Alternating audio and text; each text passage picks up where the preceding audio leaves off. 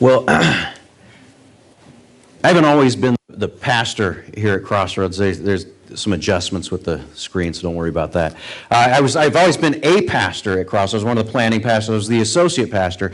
And the former pastor thought at that time it would be funny to make me business cards, and he abbreviated associate.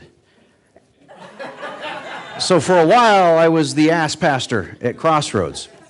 And I didn't really give out too many of those cards. But that was my title for a little while, and it was good because there was a certain amount of training that has to go. There are things that really I'm convinced as a pastor, and I know that seminary does not prepare you for. There are events that occur that you are called upon to be a part of things that are really leave you feeling inept and incapable of doing anything right. That happened to me very early on, and it was March 14th of 2011, to be exact. And morning, Dave Bessler, who was the pastor, he'd always wanted me to come ride horses. And I know there are horse fans out here, but I don't see a lot of need for horses. They're like giant lawnmowers. And so he wanted me to come ride horses. He likes horses. And I kept putting it off. I thought, okay, I'll go ride horses. So I showed up at his house that morning. And it was, I want to say it was around 9 o'clock. The times and everything kind of get blurry because there's a point that everything shifts. But see if I can get through this. At that morning, as we stood there, I came in his house, and Dave had a habit of answering his phone. If you know me, that's not a habit that I have. I have no problem letting my phone, especially if I've got somebody there with me. And so he answers his phone. The phone rings. He answers, Dave, what are you answering your phone for? Which I was kind of glad because that meant that we were going to have to hold off on riding these horses for a little bit, which I was not ecstatic to do. So he answers his phone, and I can tell immediately something was off. And then in the midst of it, his cadence changed, and in the midst of it, he said, "Yeah, Steve's here too, and we'll be right there." And when that happens, something's not right. And he hung up the phone, and he said, Lyla died. And we all know that eventually we're going to die. There are certain things that we're ready for. If when we get older and that, we know it's there, and so it's one of those things. But when he said it, I thought, well, who's he talking about? I'm going through the people in my head of, okay, who is this that died? And there's this incompatibility with what he told me next. And I said, well, what are you talking about? Who's Lyla? Well, Jason and Mandy's daughter. And that made no sense at all.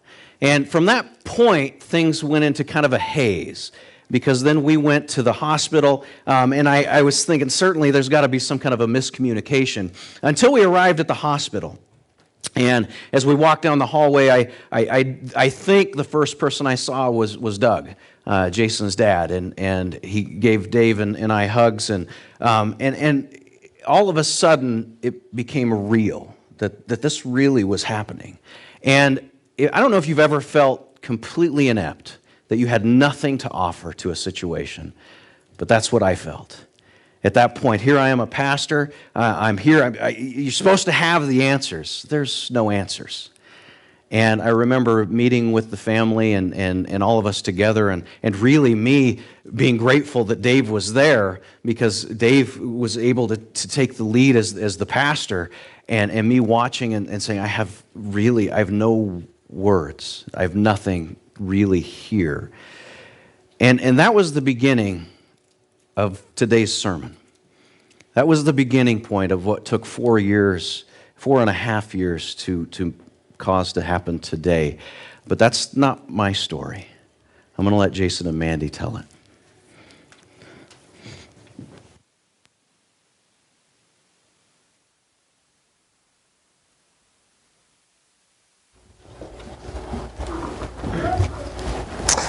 Well, good morning. I think I know just about everybody in this room, but for those that don't know who we are, we're Jason and Mandy Gintz. We direct the music here at Crossroads, and we've been married for 10 years, and we've got 3 kids now. But Steve wanted us to share a story about how we got through the loss of our little girl, Lyla. And I'm going to let my wife start. All right.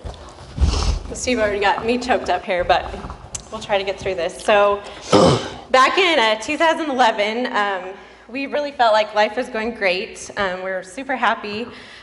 We were blessed with both our boy Landon and a little girl, Lyla.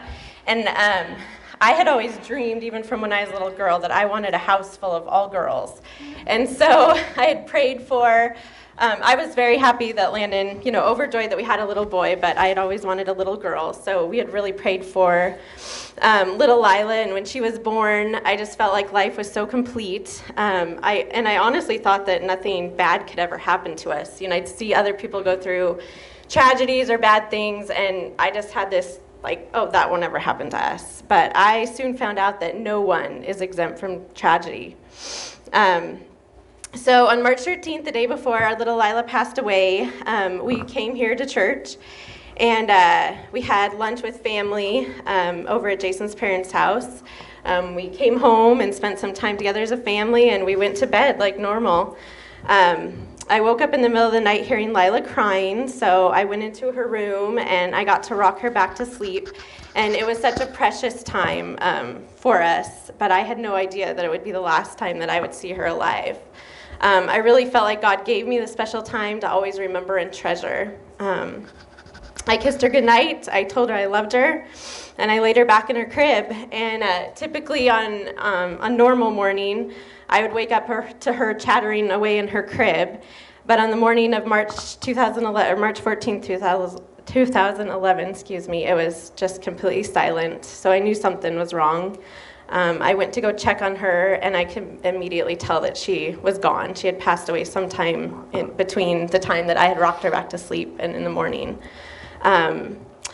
I had to call 911, and then I had to call Jason, which was probably the hardest call that I've ever had to make in my life. And he was on his way to Seattle. That's where he was working at the time. So he was in a van full of, with his work buddies and everything. And so my parents and Jason's parents waited at the hospital with me until Jason arrived about 2 hours later, I think it took. And I remember Steve and Dave Bessler coming to the hospital and being with us, but honestly, the first couple of days after she passed away were a blur. We had funeral plans to make, and people were coming over and visiting. But I do remember just having that peace the peace that passes all understanding that the Bible talks about in Philippians 4:7. That morning started out about 4:30 for me. I had to get up at 4:30, and I had to leave the house by 5 to get off to Seattle. And I was getting things together, and my routine was I'd run through the house and kiss my kids goodbye as they slept, and pack up and just leave. And that morning I forgot to do that. I forgot to go into her room. I forgot to check on the boys. But life was great. Had a house, kids, beautiful wife, great job that I loved, and I headed off to Seattle that morning, and we got across the bridge at the gorge, and about 7:30, I got that call that I couldn't believe. I still can't believe it today. Mandy was screaming, and the phone was going off and on because the bad cell service, and finally I just made out that Lyla wasn't breathing. And so, I broke down in the back of that van, and the guys turned the van around, and we started heading back to Spokane, and I remember crying and just praying that God would work a miracle, that she'd come back alive. I just prayed that God would keep our family together, because, I knew tragedy like that just destroys families and, just splits them up. And, just my prayer at that moment was, God, just keep us together. And I remember getting back to Spokane, walking to the hospital, seeing my mom, my dad, my mother, and my father-in-law just crying, and Mandy there just broken down. And my 5-year-old son hugged me and said, "Dad, it's going to be okay." So at the time, we were attending both Northview Church and Crossroads. We kind of split our time between the two.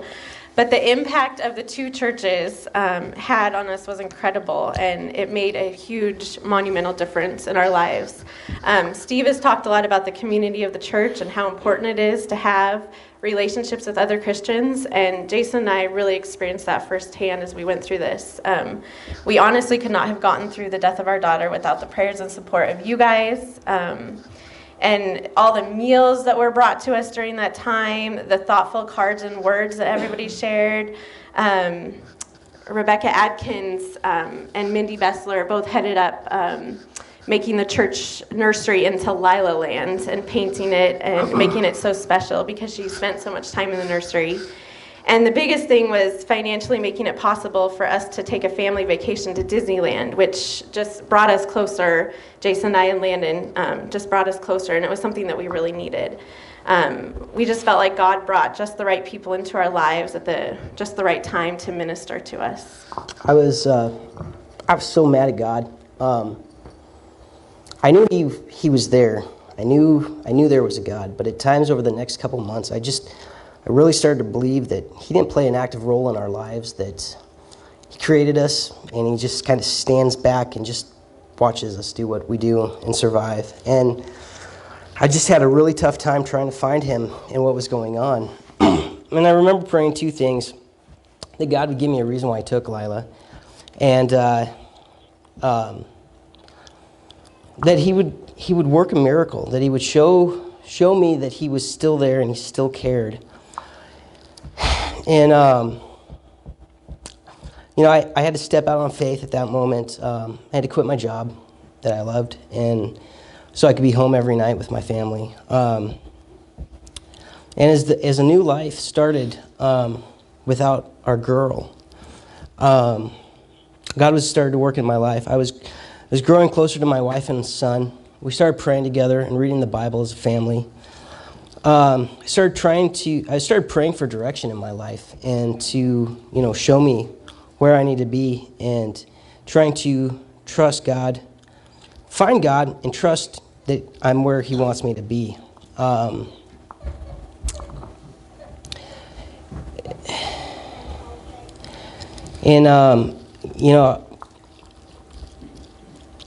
I got more active in the church, in the fellowship with fellow believers, and, we need that as people. We need to come together as believers and worship together because we can really feel a sense of his presence. And, the two churches that we were going to at the time just came around us and they rescued us. Steve and Dave were great counselors and helped us through the grief process.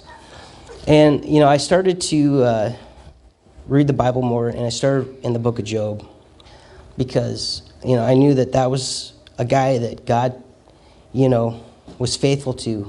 He lost everything, his way of life, his family, his farm.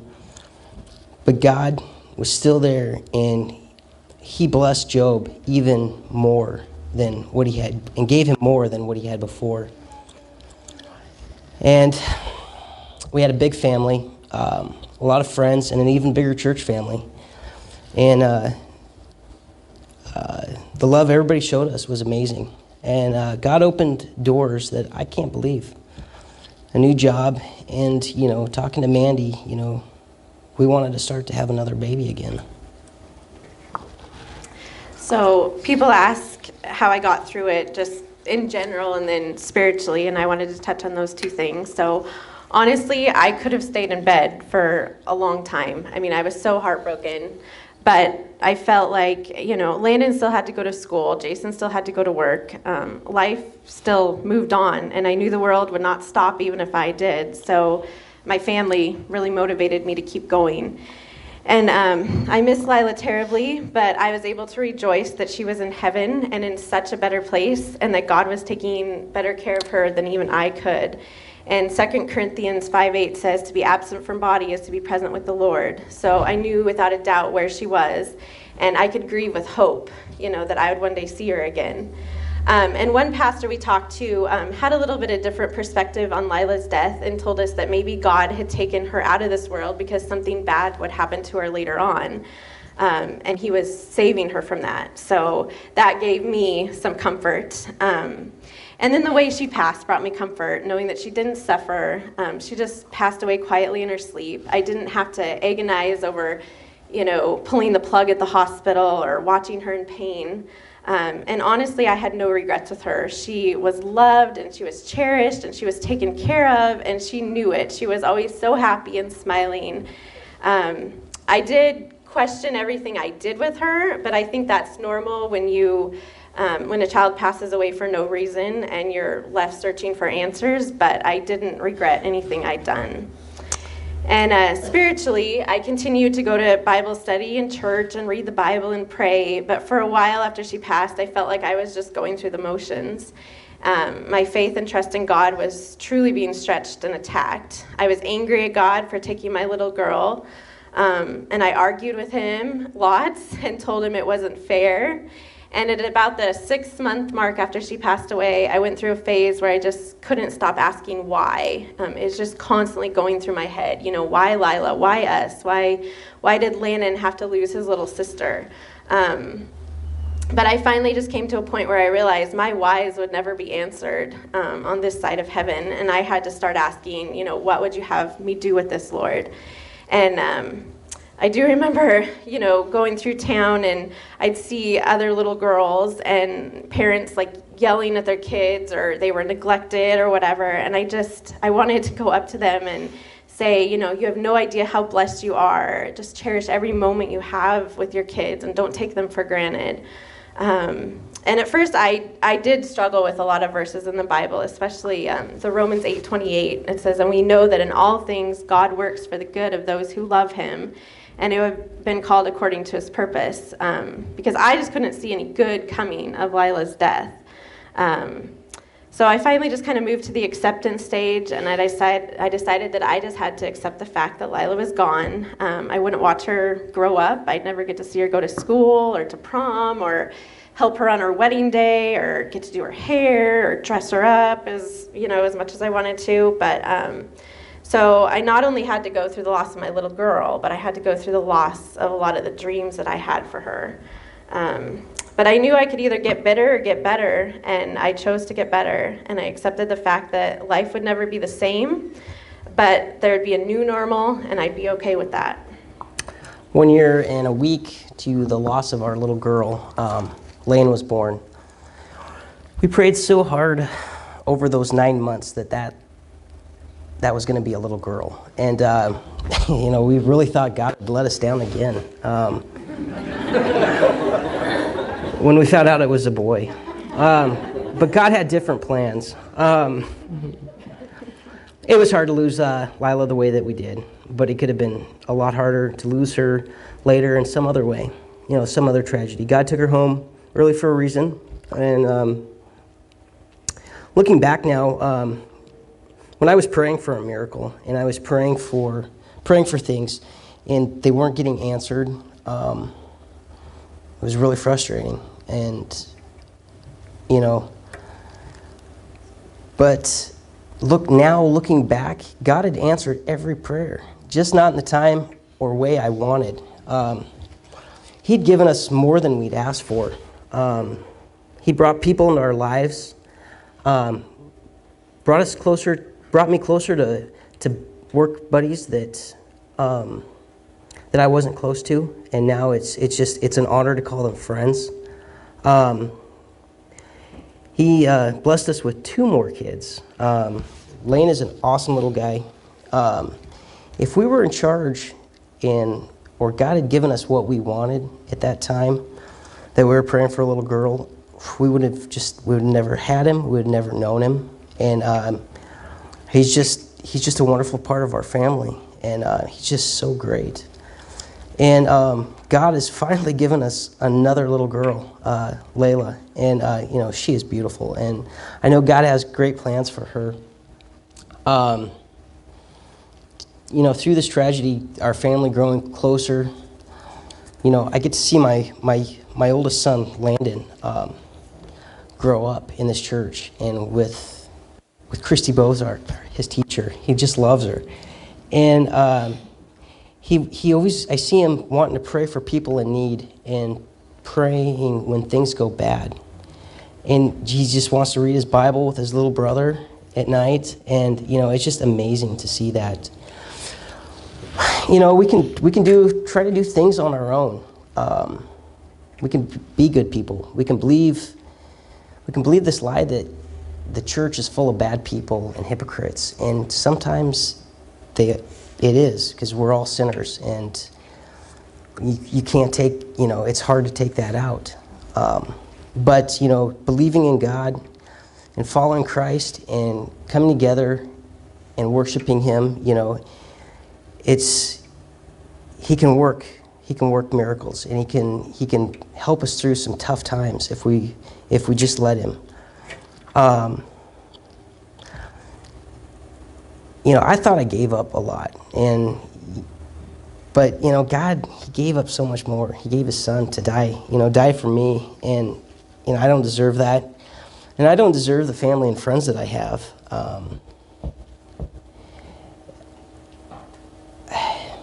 God was there through a lot, through my hurt and despair, and when I had turned my back on Him and didn't think that He was still there, and He was faithful to me and faithful to my family and my wife.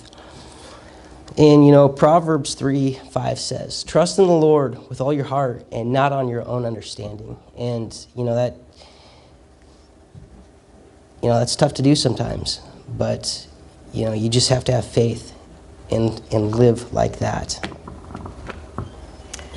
All right, so kind of in conclusion, what have I learned in the 4 years since Lyla passed, and what do I know for sure?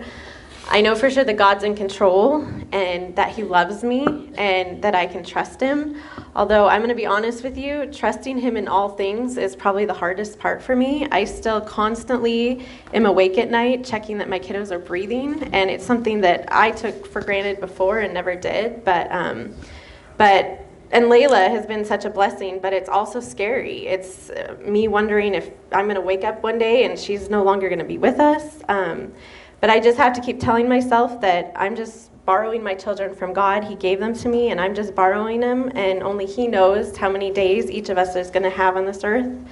I know that He's going to work everything for my ultimate good, just like Romans 8:28 says. I may not see all the good while I'm here on earth, but I know that there is a reason for her death. Another thing is I have this new passion and excitement to go to heaven that I didn't have before, because I'm going to get to see her again, and I'm going to get to spend eternity with her. And also, what was once my misery has turned into my ministry, and I'm hoping to be able to help and support other families who might go through the loss of a child. And I know I'm always going to be Lyla's mommy, and we're always going to miss her. Our lives were deeply enriched by Lyla, and I learned so much from her, even though she was only 14 months old when she left us. She brought us so much joy, and her memory is going to last forever. Jason shared one of the Bible verses that helped him get through. Is that you or me? Okay. The Proverbs 3:5. But another one is Revelations 21:4. He will wipe every tear from their eyes. There will be no more death or mourning or crying or pain, for the old order of things has passed away. And then Matthew 19:14, which we also had engraved on Lyla's on her bench, says, Jesus said, "Let the little children come unto me, and do not hinder them, for the kingdom of heaven belongs to such as these."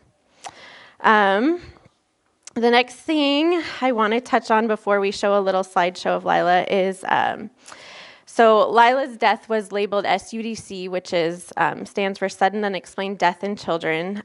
It's very similar to SIDS. They would have called it SIDS if she was under the age of 12 months, but since she was over the age of 12 months, they labeled it SUDC. After her autopsy and everything, they couldn't find anything wrong with her. She was perfectly healthy.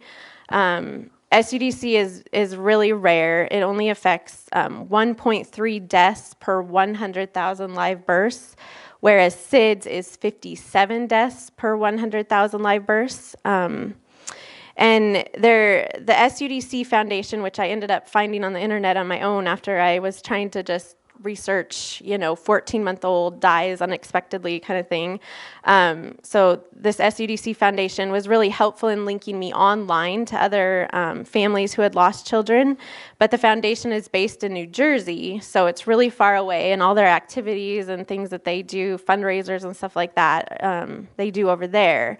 So I found the Inland Northwest SIDS Foundation last year, and they're based out of Idaho. But I feel like it's the closest foundation that I can get involved in our area. And Jason and I and my dad and the boys got to participate in the Run for the Angels last year for the first time. And it was so wonderful. They did a little special remembrance ceremony, and they did a balloon release, and there are lots of fun activities for the kids, and we just really thoroughly enjoyed it. So this year, I wanted to get a bigger team together, and the race is on Sunday, October 4th, and it doesn't begin until 2:30, so we can still make it to church and still make it over. It's in Coeur d'Alene at McEwen Park, which is just a beautiful, I think the race is going to go around a little bit around the lake and stuff, so it should be really a beautiful view and everything. So I have flyers today, little brochures that I can hand you guys, but I thought it would just be an honor if our church family could come together and we could do something like this and participate in this together, something that's just near and dear to Jason and I's hearts, and just be able to remember Lyla at the same time. So we'll be talking a little bit more about this, but I think we'll show her slideshow. So get your Kleenex ready.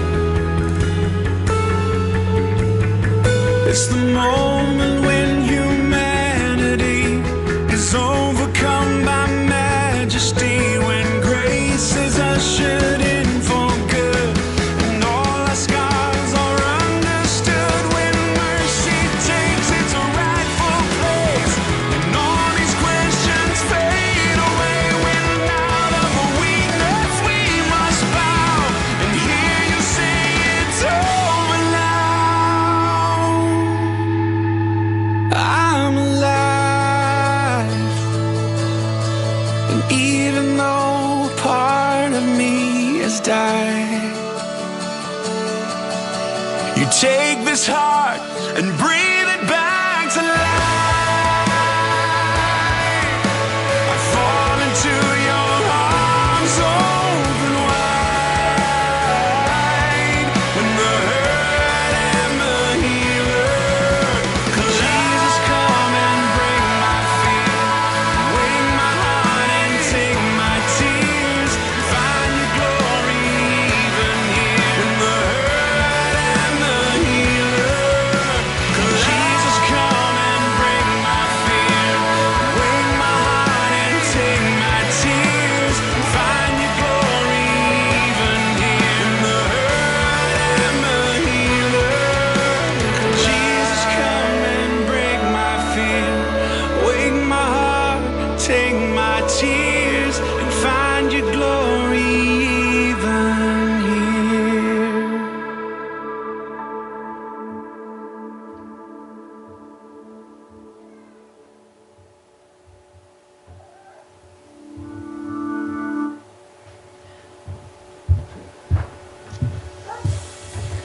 There's something in the air up here.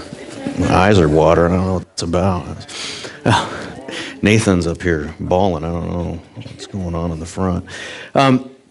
Jason mentioned Job, and I remember I had to teach the youth group that Wednesday. I think it was Wednesday, and that's what I taught from, was the book of Job. There's something interesting about Job's story. In a day, he loses everything. His servants come to him and say, your kids are wiped out. I'm the only one left. And they come in, the oxen are dead. I'm the only one left. And he gets this in one day. And then the rest of the book is this Job, I just want an answer from God. And his friends really ridiculing, something's wrong with you. And they go this back and forth until finally at the end, God answers. And at the very end of the book, God restores everything. But not only does he restore it, he doubles everything except one thing. And you may not pick it up. You may not get, okay, what's the one thing? He gives Job just the same number of kids that he had in the beginning. But everything else he doubles. And that leads to an interesting theological question. Why does he get just the same number of kids? And I would offer to you that by giving him the same number of kids, God doubled Job's children. You see, we weren't designed to live just for 80 years. We weren't designed to just live on this plane. We were designed to live for eternity. And by giving Job back the same number of kids, what God essentially did is doubled them because the rest of the children were with him. And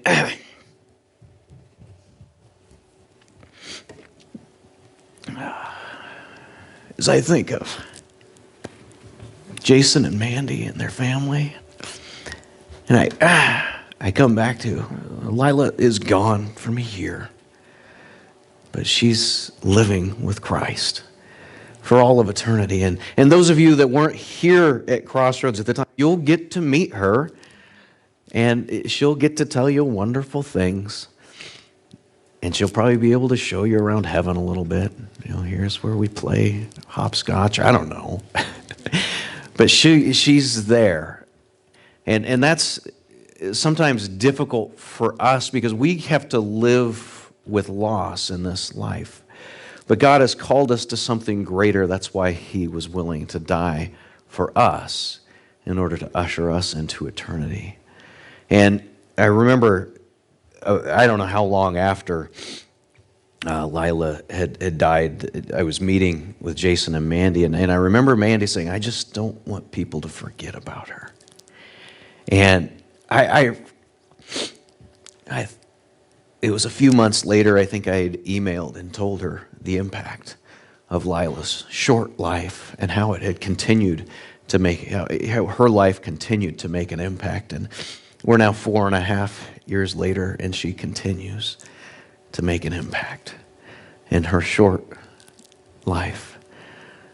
God blessed us as a church to be able to walk with Jason and Mandy through this, but also blessed us as a church to be a part of Lila's story. there's a brief video. What they didn't go into was the odd circumstances surrounding the birth of Lane. There are some interesting. God does some things where it is unmistakable that it's God at work, and in a very similar way that Lyla left this life, Lane entered almost exactly the same way, in almost the exact same location in their home. And it was God, I believe, God saying, I'm right here, and I am in control, and trust me. So if you have that video, cue that up. It's news feed.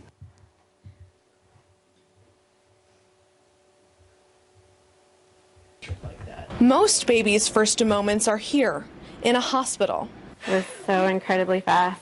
but not for Lane. It's still kind of surreal. Like, I can't believe that I gave birth at home. I mean, it's like what happens on the movies and to other people, but not to me. Another thing she didn't expect was to bring their baby into this world all by herself. Her husband was already at work. She's like, I think you should come home. I'm like, all right. She's like, take your time, get cleaned up, and then come home. Jason called 911 and raced home. I knew he was coming, so I just, like I said, I had to lay down on the floor and... The thing is, Jason is 911.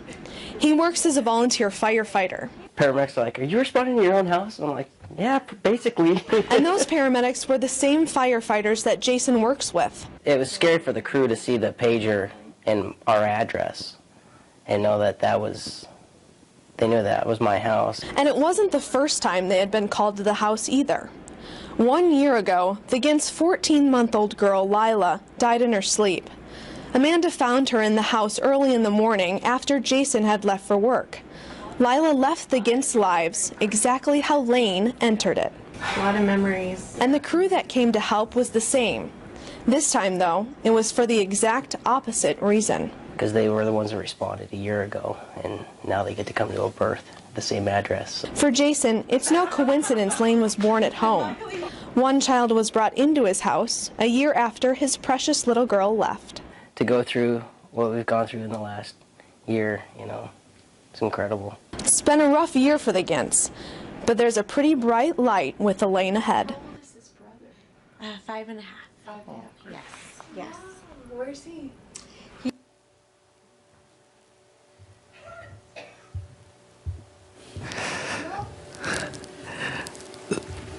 I really don't have anything else to add. I do.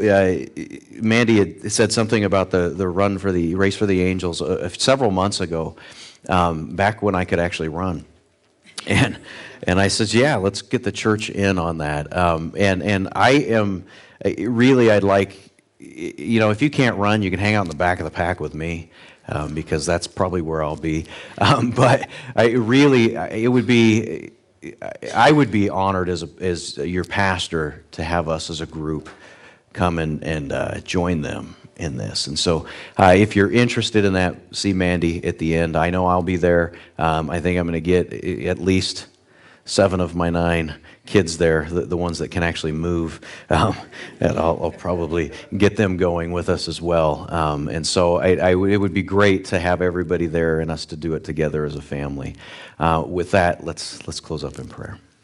Our gracious Father, Lord, Father, we know there are times when things in this world and in this life we just can't comprehend. We just don't know. They're mysteries to us, Lord. And Father, that doesn't happen to just the Christian. That happens to everybody. And God, I pray that as your followers, your disciples, we go through this life understanding that you're in control. And Father, sometimes these mysteries to us are no mystery to you. You see the entire road ahead. And Father, I'm convinced that there are some challenges in life that we would just absolutely turn and run away if we knew what was coming. But Lord, through those, you bless us richly. And it is through those that our lives are touched and drawn closer to you. And Lord, I pray a great deal of thanks for the Gint's family, for all of them. What a blessing to have, just to be a part of their church family, Lord. And Lord, as we consider today their story and their testimony, we thank you, Father, for strengthening them to persevere in the midst of this. Lord, we know that the death of a child destroys families. But Lord, through this, you grew them stronger. And Father, what a wonderful light they are. And Lord, as we as a community of believers gather together, I pray that you would continue to draw us closer together. There is a vulnerability that happens when we fellowship. Lord, I pray that each of us will be brave enough to be vulnerable with one another, to love one another as you've loved us. Lord, that is how the rest of the world will know we are your disciples, is through our love for one another. And Lord, I pray this in Jesus' name. Amen.